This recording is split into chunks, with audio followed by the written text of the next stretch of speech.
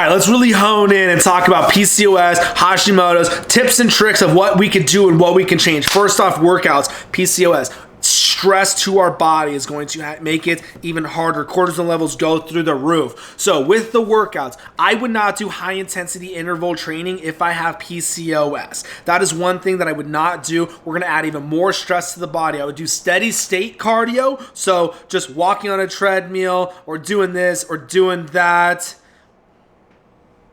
And then weightlifting. It's steady state cardio. So when people talk about high impact, that's like jumping, doing CrossFit, jumping and stuff like that, running. That's going to be high impact. So steady state cardio with PCOS, and then controlling the blood sugars is key. Controlling blood sugars with PCOS, Hashimoto's is key, and that's why we're tracking our calories now, and if we're not, we better start. And then all of our calories are coming from meat and veggies. Now we're controlling the blood sugars, and that's how people are dropping and reversing insulin resistance. All the carbs and sugars are coming from the veggies.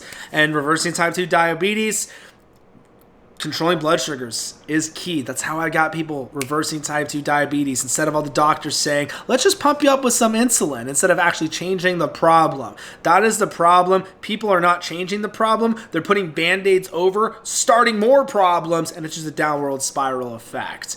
So those are some tips and tricks of what I would change up with PCOS, Hashimoto's, type 2 diabetic, and insulin resistant and everything like that.